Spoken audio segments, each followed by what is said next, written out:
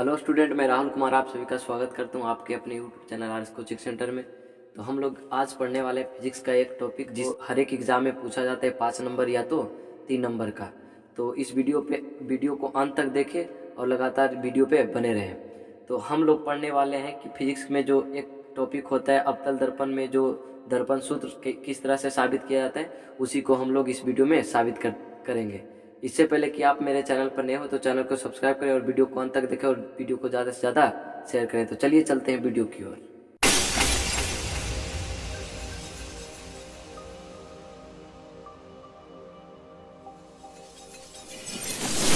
तो हाँ, तो दोस्तों इस तरह से अगर क्वेश्चन दिया रहे कि अवतल दर्पण में दर्पण सूत्र को साबित करें, यानी कि 1/f बराबर 1/v प्लस 1/u, मतलब इसको साबित करना हो वो भी किस दर्पण में, अवतल दर्पण में। पहले हम लोग क्वेश्चन का कंडीशन समझेंगे कि वह उत्तल दर्पण में भी दे सकता है, उत्तल लेंस में भी दे सकता है और अवतल लेंस में भी दे सकता है। तो लेंस का जो सूत्र होता है 1/f बराबर 1/v माइनस 1/u, लेकिन हम लोग को इस वीडियो में सीखना है अवतल दर्पण में दर्पण सूत्र को साबित करें, यानी कि 1/f बराबर 1/v प्लस 1/u कैसे होता है।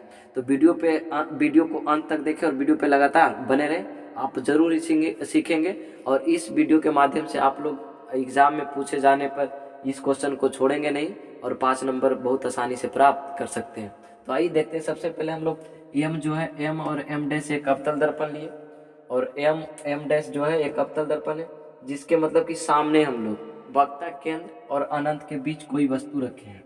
वक्ता केंद्र और अनंत के बीच कोई वस्तु रखें जिसका मतलब कि एक किरण लिए हैं, मतलब अनंत से मतलब कि आती हुई प्रधान अक्ष के समानांतर कोई किरण जा रही और दर्पण से परावर्तन होकर फोकस से होकर गुजरती, ये सभी आप लोग जानते होंगे। इस तरह से लिए और एक जो किरण है वो वक्ता केंद्र की दिशा में लिए है, जो कि वक्ता केंद्र की दिशा में कोई भी किरण जाती है तो ठीक उसी पथ पे लौट जाती है।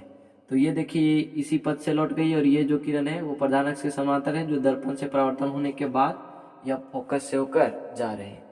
तो ये दोनों बिंदु जो मतलब कि ये दोनों किरण जिस बिंदु पर काटा है उस बिंदु पर मतलब कि उस वस्तु का प्रतिबिंब बन जाएगा। तो ये देखिए ये भी वस्तु का जो प्रतिबिंब है, यह डी जो है ये ए बी वस्तु का प्रतिबिंब है।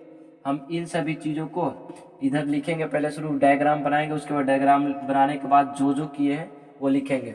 इस तरह से लिख सकते हैं, लिखेंगे हल पहले यहाँ पर दे देंगे, हल मतलब हल करें मतलब इस क्वेश्चन को। तो लिखेंगे सबसे पहले माना कि एम और एम डैश एक अवतल दर्पण है। कौन सा दर्पण है? अवतल दर्पण है। जैसे माना कि ए मतलब एम और एम डैश एक अवतल दर्पण है, जिसका मतलब कि जिसके सामने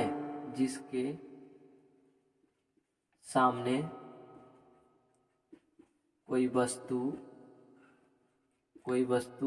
और कोई वस्तु यानी कि कौन सा वस्तु, ए बी, कोई वस्तु ए बी जो दर्पण के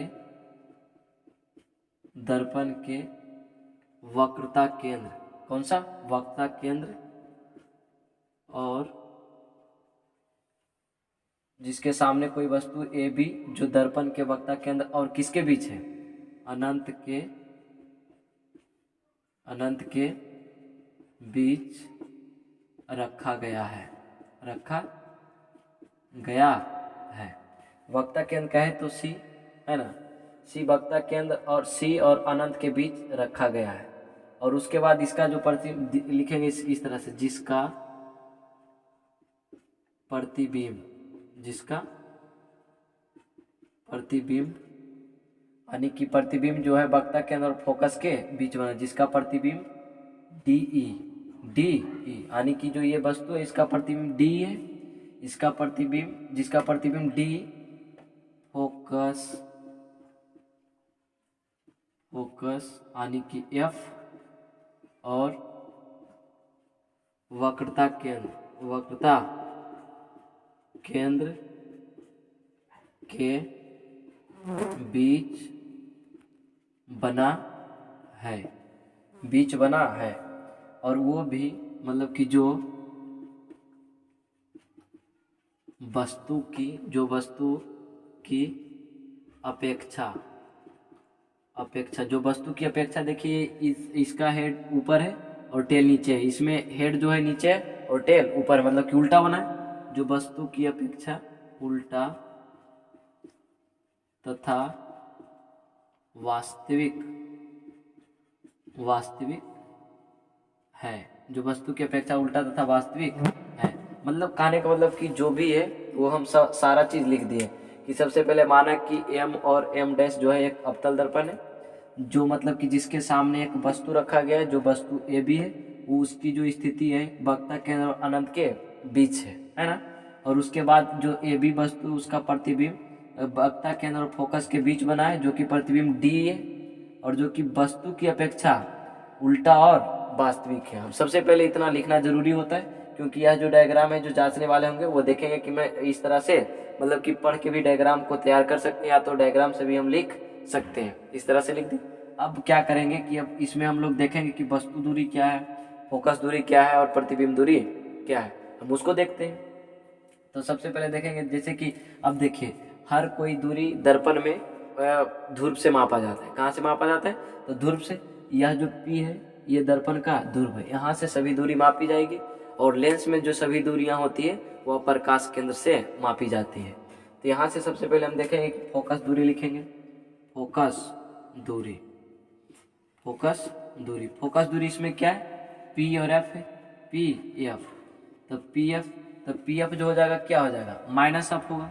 क्यों माइनस एफ होगा? क्योंकि हम लोग जब चिन्ह परिपाटी वाला अगर जो भी वीडियो नहीं देखेंगे वो जाकर देख लें, हम उसका लिंक डिस्क्रिप्शन में डाल देंगे कि यह जो अवतल दर्पण है उसका जो फोकस दूरी ऋणात्मक क्यों होता है। तो हम चिन्ह परिपाटी में बताए थे कि जब भी कोई भी लेंस हो या तो दर्पण हो, अगर दर्पण की बात की जाए तो सभी दूरियां ध्रुव से मापेंगे और ध्रुव को मूल बिंदु मानकर रखते हैं। तो मूल बिंदु मानेंगे तो इससे जो दाईं ओर दूरी होगी, मूल बिंदु से दाईं ओर दूरी जो होगी वह धनात्मक होगी, और फिर बाईं ओर दूरी जो होगी ऋणात्मक होगी। तो ये जो है देखिए ध्रुव है, ध्रुव से बाईं ओर दूरी है सर, तो बाईं ओर जो दूरी है वह सभी ऋणात्मक होगी, चाहे प्रतिबिंब दूरी हो, चाहे वस्तु की दूरी हो, चाहे फोकस दूरी हो। तो ये देखिए फोकस दूरी थी ध्रुव से बाईं ओर, तो इस कारण से ध्रुव की जो मतलब कि फोकस दूरी वह जो हुई है वह माइनस में हो गया। अब देखेंगे कि इसमें फोकस दूरी होगी और वस्तु की दूरी क्या है? वस्तु की दूरी, वस्तु, और या तो वस्तु दूरी लिख सकते हैं। वस्तु दूरी कहाँ है? मतलब कि बी तरह, तो यानी कि पी से बी, वस्तु दूरी पी और बी। और वस्तु दूरी को हम क्या से सूचित करते हैं? यू से सूचित करते हैं। तो यह भी हो जाएगा माइनस यू। माइनस यू क्यों होगा? क्योंकि हम बताए थे चिन्ह परिपाटी में ये भी बात कहे थे कि या तो लेंस हो, या तो दर्पण हो, या तो कोई भी दर्पण हो, उसमें मतलब कि जो वस्तु की दूरी होती है हमेशा ऋणात्मक होती है, इस कारण से वस्तु की दूरी भी ऋणात्मक हुई। अब देखेंगे प्रतिबिंब दूरी, प्रतिबिंब दूरी जो है, प्रतिबिंब दूरी यानी कि कहने का मतलब कि यह जो है प्रतिबिंब दूरी P से D तक क्या है? प्रतिबिंब दूरी। तो इसको हम PD लिख सकते हैं। अब PD बराबर प्रतिबिंब दूरी माइनस भी हो जाएगा। क्या हो जाएगा? माइनस भी हो जाएगा। क्यों हो जाएगा प्रतिबिंब दूरी माइनस में? क्योंकि इसका जो प्रतिबिंब जो अवतल दर्पण है, अवतल दर्पण में सभी स्थिति में प्रतिबिंब जो होता है वो बाईं ओर ही बन जाता है, लेकिन एक स्थिति ऐसा होता है जो दर्पण के उस तरफ बनता है जो कि धनात्मक होता है, उसकी दूरी है ना। अब ये 3 कंडीशन हो गया, इसमें जो हो गया वक्रता त्रिज्या हो गया। क्या हो गया? वक्रता त्रिज्या। वक्रता त्रिज्या क्या है?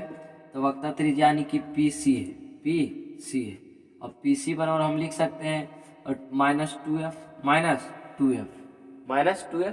क्योंकि f से दुगनी होती है, तो हम इसको r नहीं लिखकर हम ऐसे r भी लिख सकते हैं। r बराबर होता है माइनस, मतलब 2f होता है, लेकिन इसमें जो हो जाएगा माइनस में हो जाएगा। किस में हो जाएगा? माइनस में। अब हम लोग चलेंगे कि अब किस तरह से साबित करेंगे। जैसे कि हम इसका परिचय ले लिए कि कौन सा वस्तु दूरी है और कौन प्रतिबिंब दूरी और कौन फोकस दूरी है। तो सबसे पहले हम क्या किए कि सबसे पहले हम दर्पण का मतलब कि चित्र बनाए और कोई भी वस्तु की स्थिति कहीं भी लेंगे और उसके हिसाब से लिख देंगे कि वस्तु की स्थिति यहाँ जैसे लिखें, माना कि M और M डैश एक अवतल दर्पण है, और उसके बाद जिसके सामने मतलब कि कोई वस्तु रखा है, मतलब इसके सामने जो है कोई वस्तु रखा है, जो वस्तु है AB, और जो दर्पण के वक्रता केंद्र अनंत के बीच है, जो वस्तु की स्थिति है वो दर्पण का जो ये वक्रता केंद्र है और इस इधर क्या है? अनंत है। ये दोनों के बीच की स्थिति वस्तु की स्थिति है। वस्तु रखा है जिसका प्रतिबिंब डी है, मतलब ए बी जो वस्तु उसका प्रतिबिंब डी और ए, और जो कि फोकस और वक्ता केंद्र के बीच बना है, जो कि फोकस और वक्ता केंद्र के बीच बना है ए बी का प्रतिबिंब। और यह जो प्रतिबिंब है यह वस्तु की अपेक्षा उल्टा भी है और वास्तविक भी है। इन सभी चीज़ों को हम लोग लिख दिए। उसके बाद बता दिए कि फोकस दूरी पी एफ जो है वो माइनस एफ है और वस्तु दूरी पी बी यानी कि पी बी जो कि माइनस यू से हम सूचित कर सकते हैं, और प्रतिबिंब दूरी पी डी यानी कि पी से डी तक जिसको माइनस बी से कर सकते हैं। वक्ता त्रिज्या पी सी है जिसको हम आर भी लिख सकते हैं और आर बराबर माइनस 2f भी लिख सकते हैं, ऐसे 2f लिखेंगे, लेकिन अवतल दर्पण है इसके कारण हम माइनस लगा दिए। अब हम चलेंगे बारी बारी से त्रिभुज ए बी सी और त्रिभुज ई डी सी से चलेंगे।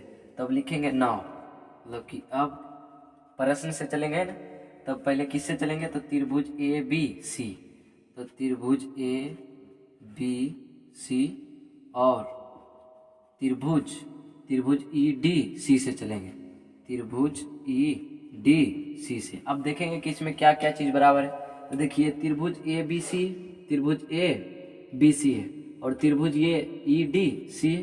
तो इसमें देखिए कि हम लोग ये भी 90 डिग्री का कोण बना रहे हैं, ये भी 90 डिग्री का कोण बना रहा है, तो हम इसको बराबर कर सकते हैं, बराबर कर सकते हैं ना।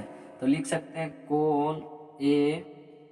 कोण ए बी सी बराबर कोण, मतलब कि कोण ई डी सी, कोण ई डी सी जो है किसके बराबर है तो 90 डिग्री के बराबर है। जैसे बोलेगा कि कोण बी जो है कोण डी के बराबर क्यों है, क्योंकि यह दोनों जो कोण है वह 90 डिग्री के बराबर है और प्रत्येक 90 डिग्री के कोण एक दूसरे से बराबर होंगे क्योंकि सभी 90 डिग्री के। अब देखेंगे अब दूसरा कोण क्या है कि दूसरा कोण देखिए ये जो कोण है कोण सी, मतलब कि ये दोनों में कोण सी जो है सम्मुख कोण है। कौन सा कोण है सम्मुख कोण है, या तो शीर्षाभिमुख कोण भी हम लोग कह सकते हैं। शीर्षाभिमुख कोण से भी बराबर आने की जितना कोण ये होगा उतना कोण ये होगा, तो हम इसको लिख सकते हैं कोण बी सी ए, कोण बी सी ए बराबर कोण, जैसे कि सी बराबर कर रहे हैं और बी से चले यानी कि आधार से, तो हम लिख सकते हैं कोण डी सी ए चल रहे हैं ना। अब देखिए जो कोण बराबर करें सम्मुख है तो वो दोनों तो मिल जाएगा, जैसे कि बी सी ए चले यानी कि नीचे से चले 90 डिग्री वाला से, तो फिर चले डी सी ई चलेंगे, ए नहीं डी सी ई चलेंगे। और जो कि ये दोनों कोण है आपस में बराबर है क्योंकि यह किस कोण से बराबर है तो सम्मुख कोण से। कौन से लिख देंगे सम्मुख कोण। अब बच गया जैसे कि त्रिभुज के तीनों कोणों का योग जो होता है 180 डिग्री होता है, जिसमें अगर दो कोण बराबर है तो तीसरा कोण ऑटोमेटिकली बराबर होगा, क्योंकि अगर हम लिख दिए ऐसे दो त्रिभुज समकोण त्रिभुज पा रहे हैं इस तरह से, ये भी 90 डिग्री का है और ये भी 90 डिग्री का है, और हम इसके बारे में भी बता दें कि ये हो गया 70 डिग्री का, ये भी मतलब फॉर एग्जाम्पल के लिए ये भी 70 डिग्री का है, तो 9 7 16 हो गया और 9 7 16 ये भी हो गया, तो ऑटोमेटिकली ये दोनों जो कोण होगा यह बराबर हो जाएगा। तो इसी तरह से हम लिख सकते हैं शेष जो कोण है शेष कोण कौन सा बच गया, कोण ए बच गया और कोण ई बच गया, ये दोनों तो आपस में ऐसे ही बराबर हो जाएंगे क्योंकि यह दो कोण जो बराबर है इसी कारण से यह भी कोण यह दोनों कोण भी आपस में बराबर होंगे। तो हम लिख सकते हैं कोण बी ए सी बराबर कोण डी ई सी मतलब बराबर हो गया। तो देखिए जब भी तीनों कोण अगर बराबर हो गया है, मतलब कोई भी त्रिभुज का तीनों कोण अगर बराबर है तो वह एक दूसरे के समरूप होंगे। तो हम इस तरह से लिख सकते हैं कि यह जो है त्रिभुज मतलब कि ए समरूपता, मतलब कि तीनों कोण से क्या है समरूपता से यानी कि कहा सकते जो एंगल से तीनों एंगल से समरूप हो गया। तो हम इसको लिख सकते हैं त्रिभुज ए बी सी समरूप है किसका त्रिभुज ई डी सी। जब समरूप है तो यानी कि इसका जो है लंब का अनुपात, मतलब कि दोनों त्रिभुज का लंब का अनुपात इसके आधार के अनुपात के बराबर होगा दोनों का। तो हम इस तरह से लिख सकते हैं, जैसे कि यहाँ से हम आते हैं फिर से इधर से आएंगे या तो इधर ले लेते हैं, जैसे कि मान लिया जाए अब जब समरूप है तो हम इसको लिख सकते हैं ए बी और बटा इसका लंब है तो इसका भी लंब लेंगे यानी कि ई डी, ए बी बटा ई डी बराबर होगा इसके आधार के अनुपात के, यानी कि बी सी और बटा कितना हो जाएगा डी सी। सी डी लिख सकते हैं, बी सी बटा सी डी हम इस तरह से लिख सकते हैं। जैसे कि सबसे पहले इसका लंब लिए तो इसका भी लंब लिए, और ऊपर में बड़े त्रिभुज का लंब लिए, तो इधर आधार भी यानी कि ऊपर में बड़े त्रिभुज वाला लेंगे, है ना। तो सबसे पहले जो है यह बड़े त्रिभुज यानी कि इसका लंब लिए तो इसका भी लंब लिए, तो सबसे पहले इसका लंब ऊपर में लिए तो इसका लंब नीचे में लिए। तो इसी तरह से जो सबसे पहले ऊपर में बड़े त्रिभुज के लिए तो बड़े त्रिभुज का आधार भी सबसे पहले ऊपर में लेंगे और फिर छोटे त्रिभुज का आधार लिए। अब क्या करेंगे, जैसे कि हम ए बी बटा ई डी तो लिख ही सकते हैं। अब बराबर में ये जो बी सी है यानी कि यहाँ तक का दूरी का बात कर रहा है, यहाँ तक की दूरी की बात कर रहा है, तो यानी कि ये जो दूरी है इसका मान कैसे निकाल सकते हैं। तो पहले शुरू हम अगर हम पी बी, जैसे कि कौन सा है बी सी है ना, तो बी सी को कैसे लिख सकते हैं, बी सी जो है उसको हम निकालेंगे कैसे, तो यानी कि पी बी में घटा देंगे अगर सी पी बी में घटा देंगे क्या, सी पी घटा देंगे, तो यानी कि इसका मान निकल जाएगा। जैसे कि टोटल दूरी यहाँ पी बी है और हमको सी बी जरूरत है, तो अगर हम पी बी में अगर सी पी घटा दिए तो बी सी निकल जाएगा। तो यह जो पी बी का मान कितना है तो देख लीजिए माइनस यू है, और सी पी का मान कितना है तो यानी कि माइनस टू एफ है, तो यानी कि माइनस फिर माइनस टू एफ, इस तरह से लिख सकते हैं बी सी बराबर। और देखिए और इसको हम लिखेंगे पूरी तरीक़ा से ऐसे माइनस यू और माइनस माइनस प्लस हो जाएगा प्लस टू एफ। ध्यान से दीजिए देखिएगा कि कैसे किए, हमको बी सी का ज़रूरत है, बी सी और बी सी का ज़रूरत है, तो हम बी सी का जो दूरी है कैसे निकालेंगे। तो सबसे पहले पी बी को मतलब कि पी बी पूरा दूरी है, अगर पी बी में हम सी पी को घटाते हैं तो बी सी का दूरी निकल जाता है। इसी तरह से बी सी बराबर P B minus C P घटा दिए तो पी बी जो होता है कितना है माइनस यू है, और सी पी जो है माइनस टू एफ है। तो इसको सोल्यूशन किया तो बी सी बराबर हो गया minus you plus two F. इसी तरह से हम सी डी भी निकालेंगे, क्या निकालेंगे, सी डी निकालेंगे। तो सी डी मतलब इसका सोल्यूशन हम यही कर देते हैं और डायरेक्ट ये वाला मान पुट यहाँ पर कर देंगे। तो देखिए अब निकालेंगे क्या सी डी, तो सी डी जो है सी डी बराबर यह हो गया, सी डी का आने का मतलब यहाँ से यहाँ तक की दूरी निकालना है। तो क्या करेंगे, इसमें भी टोटल दूरी पी सी ले लेंगे, पी सी में अगर हम घटाते हैं डी पी, क्या घटाते डी पी, क्योंकि पी सी टोटल यहाँ है, हमको सी डी जरूरत है, तो ये फालतू दूरी हो जाता है, तो ये फालतू दूरी वाला को घटा देंगे, तो फालतू दूरी हो गया पी और डी हो गया, पी और डी। तो बस मान पुट करते हैं तो सी डी बराबर पी सी का मान कितना है, पी सी देखिए माइनस टू एफ और फिर माइनस पी डी का मान कितना है, पी डी का मान माइनस भी है। तो इसको सोल्यूशन करेंगे तो सी डी बराबर माइनस टू एफ और माइनस माइनस प्लस भी, बस इसका मान हम यहाँ पर धर देते हैं। बी सी का मान कितना है, तो बी सी का मान minus you plus two F और बटा सी डी का मान माइनस टू एफ प्लस भी। इसको समीकरण हम एक मान लेंगे, समीकरण क्या मान लिए, एक मान लिए। अब ठीक जिस प्रकार से हम लोग त्रिभुज ए बी सी और त्रिभुज ई डी सी का मतलब कि पता किए कि यह समरूप है, ठीक उसी तरह से हम लोग त्रिभुज इसको त्रिभुज ए बी एन एफ और त्रिभुज डी ई एफ को करेंगे ठीक इसी प्रकार से। तो हम लिखेंगे, तो इसको हम कहें तो आप मिटा सकते हैं, तो इसका स्क्रीनशॉट पहले ले लीजिए, उसके बाद हम लोग त्रिभुज बी एन एफ और डी ई एफ में चलते हैं। तो पहले इसका स्क्रीनशॉट ले लें, उसके बाद हम मिटाकर फिर करते हैं। जैसे हम लोग त्रिभुज ए बी सी में जिस तरह से चले थे त्रिभुज C D E F C D E में, उसी तरह से अब हम लोग चलेंगे त्रिभुज डी ई एफ और त्रिभुज बी एन एफ से चलेंगे। तो ठीक जिस तरह से हम लोग त्रिभुज ए बी सी और त्रिभुज जो है डी ई सी को साबित किए थे मतलब समरूप बताए थे, उसी तरह से हम लोग चलेंगे। तो लिखेंगे ठीक इसी तरह, ठीक इसी तरह, इसी तरह, ठीक इसी तरह मतलब त्रिभुज कौन कौन से, त्रिभुज हो गया यानी कि डी ई एफ, त्रिभुज डी ई एफ और डी ई एफ और त्रिभुज बी एन एफ से, त्रिभुज बी एन एफ से ये भी देखिए ये जो एन पर है वो 90 डिग्री का कोण बना रहा है, तो ये भी यहाँ पर 90 डिग्री का कोण बना रहा है।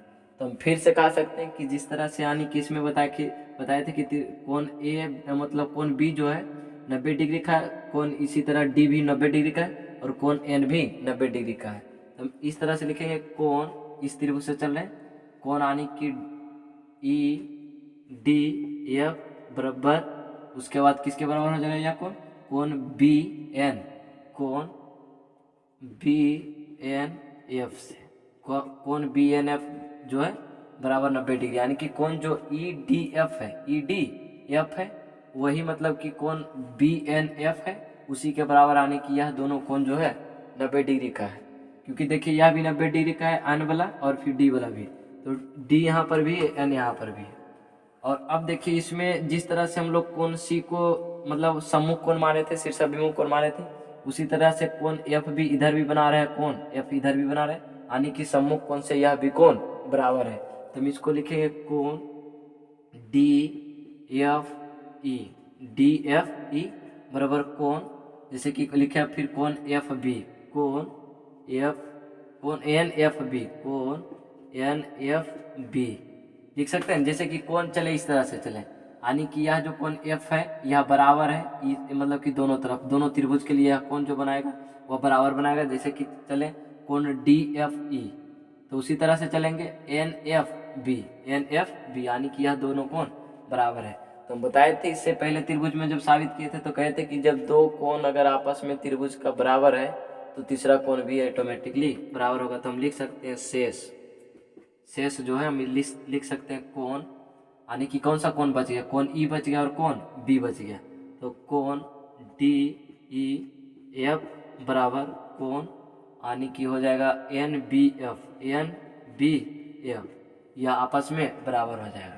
तो जब तीनों कोण बराबर है तो समरूपता हो गया कौन चीज से, तो एंगल से हो जाएगा। तो यानी कि लिख सकते हैं तीनों एंगल से समरूपता हो गया, मतलब कि समरूप हो गया, यानी कि समरूपता से लिख सकते हैं। और जब समरूपता हो गया तो हम इसको लिख सकते हैं क्या, कि जब यह दोनों त्रिभुज समरूपता हो गया यानी कि समरूप हो गया तो हम लिख सकते हैं त्रिभुज डी ई एफ समरूप है किसके, त्रिभुज बी एन एफ का। जिसे समरूप हो गया तो यानी कि एक दूसरे का समरूप है, तो हम इसको लिख सकते हैं त्रिभुज डी एफ जो समरूप है किसके, त्रिभुज बी एन एफ से।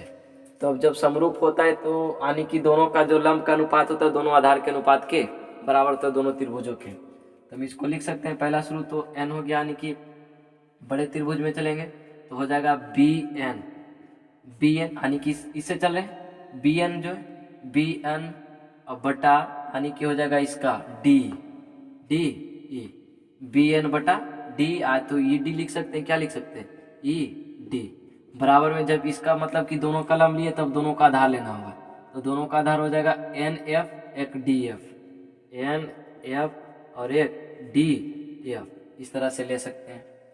तो यहाँ पर से एक प्रश्न उठता है कि यह जो बी एन है वह ए बी के बराबर होगा कि नहीं। तो अगर जैसे कि यह जो रेखा है कोण मतलब कि बी और पी जो है यह कोण मतलब कि रेखा ए बी के समांतर है, और जब समांतर होता है तो सभी जगह की दूरी यानी कि यहाँ की भी दूरी बराबर, यहाँ की भी दूरी बराबर, तो यहाँ की भी दूरी क्या होगी बराबर। तो हम इसे लिखेंगे कि ए बी जो है समांतर होगा किसका, बी पी का। तो मतलब कि अगर इफ मतलब कि समांतर तो है ही, तो जब मतलब कि ए बी जो है समांतर किसका है, बी पी का, तो जाहिर सी बात है ए बी बराबर हो जाएगा क्या, बी एन। तो हम लिख सकते हैं इसलिए मतलब कि बी एन जो हो जाएगा बराबर हो जाएगा किसका, ए बी का। तब देखिए हम जहाँ पर बी एन है वहाँ पर हम ए बी रख सकते हैं। ध्यान से जब समांतर कोई दो रेखा एक दूसरे के समांतर होता है तो उसके सभी जगह के बीच की जो दूरी होगी वह बराबर होगी। तो जैसे ये भी यहाँ पर भी सेम दूरी होगी, यहाँ पर भी सेम दूरी होगी, तो यहाँ पर भी सेम दूरी होगी और तो यहाँ पर भी सेम ही दूरी होगी, तो यानी कि ए बी बराबर हम बी एन लिख सकते हैं। तो इसी तरह से लिखे ए बी मतलब कि ए बी बराबर बी एन, तो यह जो बी एन है उसके बराबर हम ए बी कर देंगे। तो देखिए ए बी और बटा ए डी और बराबर एन एफ और बटा डी एफ, एन एफ बटा डी एफ। अब देखिए यहाँ पर भी प्रॉब्लम क्या है कि यह जो एन एफ है हम पी एफ के बराबर मान सकते हैं। क्यों मान सकते हैं, जब भी कोई भी दर्पण का द्वारक बहुत छोटा होता है, क्या ध्यान से सुनेंगे, हम लिखेंगे यहाँ पर कि जब दर्पण का द्वारक बहुत ही छोटा होता है तो यानी कि वह जो P से जो B की मतलब की दूरी होती है वह P जो होती है वह B के काफ़ी नज़दीक होते हैं, इसलिए यानी कि N भी P के काफ़ी नज़दीक होगा, तो इस तरह से लिखेंगे जब दर्पण का द्वारक बहुत ही छोटा, बहुत ही छोटा हो तो पी बी के नज़दीक होगा, नज़दीक होगा। इसलिए एन भी पी के नज़दीक होगा। हम लिख सकते हैं इस तरह से, क्योंकि जब b जो है p के नज़दीक है तो p जो n होगा वह भी p के काफ़ी नज़दीक होगा। तो इस वजह से हम लिख सकते हैं यानी कि pf बराबर nf लिख सकते हैं। तो हम यहाँ से, अब देखिए यहाँ से अगर चलेंगे तो nf बराबर हम pf लिख सकते हैं कि नहीं। तो हम आगे चलते हैं इस तरह से कि हम इस समीकरण को सुधार कर सकते हैं। लिखेंगे ए बी बटा ई डी, ए बी बराबर ए बी बटा ई डी और बराबर एन एफ को हम क्या लिख सकते हैं, पी एफ और बटा क्या, पी एफ, उसके बाद डी एफ। अब देखिए हम इसका भी मान निकाल सकते हैं, पी एफ का भी मान और डी एफ का मान।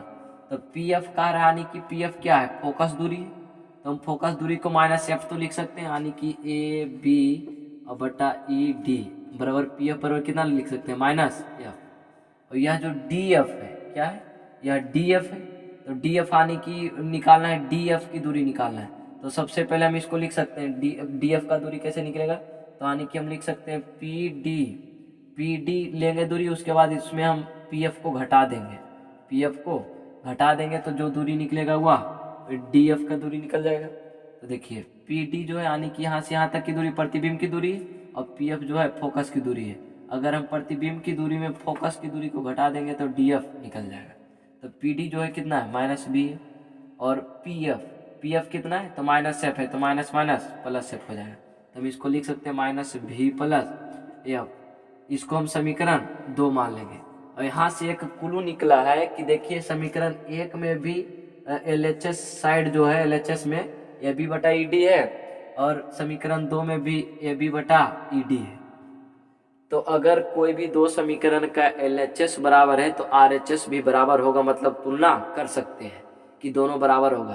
अगर कोई भी समीकरण का अगर RHS बराबर है दो समीकरण का आपस में, तो उसका LHS भी बराबर होगा। तो इसी तरह देखिए इसमें भी समीकरण 1 में LHS जो है AB बटा ED है और समीकरण 2 में भी AB बटा ED है। तो यानी कि दोनों समीकरण का LHS बराबर है तो RHS भी बराबर होगा। तो इस तरह से हम लिख सकते हैं, क्या लिखेंगे कि समीकरण 1 और समीकरण 2 को तुलना करेंगे। तुलना क्या करेंगे कि दोनों बराबर है, तो लिखेंगे समीकरण 1 और 2 से, 1 और 2 से, 1 और 2 से। क्यों 1 और 2 से चलेंगे, क्योंकि इसका जब LHS बराबर है तो RHS बराबर भी करेंगे। तो हम लिख सकते हैं दोनों का RHS, यानी कि लिखेंगे क्या, माइनस यू प्लस 2f बटा माइनस 2f प्लस बी। ये पहला समीकरण दिए, इसका पहला समीकरण का RHS है। अब दूसरा समीकरण का RHS लेंगे तो माइनस एफ बटा माइनस भी प्लस एफ है। ये दोनों आपस में बराबर होगा। अब क्या करेंगे कि मतलब मल्टीप्लाई कर देंगे, तिरछा तिरछी गुना करेंगे। तो देखिए होगा क्या इसमें, तो यह जो माइनस भी प्लस एफ है इसमें आके गुना होगा, तो हम इसको लिखेंगे माइनस भी plus F into minus you plus 2f, ठीक है, इक्वल में फिर यह जो माइनस एफ है इसमें आकर गुना होगा, यानी कि ये इधर चला जाएगा तो माइनस 2f प्लस भी। अब इसको गुना करेंगे बारी बारी से, माइनस भी को गुना करेंगे माइनस यू में, तो माइनस भी और माइनस यू, तो माइनस गुने माइनस तो पहले प्लस हो जाएगा, तो यानी कि प्लस में हो ही गया प्लस भी यू, यानी कि दोनों गुना। अब माइनस भी से गुना करेंगे 2f में तो हो जाएगा माइनस प्लस माइनस 2v। इस प्लस को नहीं भी लिखेंगे तो चलेगा। अब देखिए भी से तो गुना कर दिए माइनस भी से, अब एफ से गुना करेंगे तो देखिए प्लस एफ है माइनस यू है, तो माइनस प्लस माइनस माइनस में हो जाएगा माइनस यू एफ। ये देखिए प्लस में ये भी है प्लस में ये भी है, तो एफ गुने 2f तो plus 2f square, 2f square. और ये साइड जो हो जाएगा माइनस से गुना करेंगे तो ये माइनस 2f और माइनस एफ, तो प्लस में 2f स्क्वायर, 2f स्क्वायर। यहाँ पर हो जाएगा माइनस भी एफ, इसको हम छेक देंगे। अब इसमें देखिए कि इसमें इक्वल में 2f स्क्वायर है, इधर भी 2f स्क्वायर, तो ये दोनों को आपस में काट सकते हैं। तब इधर बच क्या गया कि माइनस मतलब कि भी यू माइनस 2vf है, इसको हम उधर लेकर चल जाते हैं क्योंकि vf इधर बराबर में है, तो हम इसको उधर लेकर जा रहे हैं, तो इधर बच गया कितना माइनस यू एफ बराबर में, उधर तो पहले से भी माइनस vf है, और ये जो है माइनस 2vf उठ के उधर जा रहा है, तो प्लस में हो जाएगा 2vf। ठीक है, 2vf हो गया। अब इसमें देखिए कि इसको तो ऐसे ही रह देंगे भी यू माइनस यू एफ, और बराबर में जब माइनस vf है और प्लस 2vf है, तो इसमें घट जाएगा, तो घट जाएगा तो बच जाएगा कितना vf। अब हम इसके आगे क्या कर सकते हैं, तो सबसे पहले हम लोग को ध्यान होना चाहिए कि हम लोग क्या साबित कर रहे हैं। तो साबित कर रहे हैं 1/f बराबर 1/v प्लस 1/u। तो इसमें क्या करेंगे कि दोनों तरफ u भी f से भाग देने पर देखते हैं क्या प्राप्त होता है। u भी f, क्योंकि तीन फंक्शन मतलब तीन रिलेशन होता है, एक फोकस दूरी, एक वस्तु दूरी, एक प्रतिबिंब की दूरी। तो u भी f दोनों तरफ भाग दिए, तो u में भी u भी f से भाग देंगे, माइनस uf में भी u भी f से भाग देंगे, बराबर vf में भी u भी f से भाग देंगे। तो देखिए इसमें u से u खत्म, v से v खत्म, इसमें f से f खत्म, u से u खत्म, इसमें भी f से f खत्म, और उसके बाद v से v खत्म। यहाँ पर बच गया क्या, ऊपर नहीं कुछ तो हुआ और नीचे नहीं कुछ, तो कितना बचा हुआ f बचा हुआ है, माइनस ऊपर में भी कुछ नहीं बचा है, नीचे कितना बचा है v बचा है, बराबर ऊपर में इसमें भी कुछ नहीं बचा तो 1 बचा है, और नीचे कितना बचा है u बचा है। तब देखिए f को इधर ही रहने देंगे और v को उधर लेकर चल जाएंगे, तो हो जाएगा कितना 1/f बराबर 1/u plus 1/v, 1/u plus 1/v। हम इसको उलट के भी लिख सकते हैं 1/v प्लस 1/u। हम लोग को यही साबित करना था, तो हम लोग इस तरह से साबित कर दी।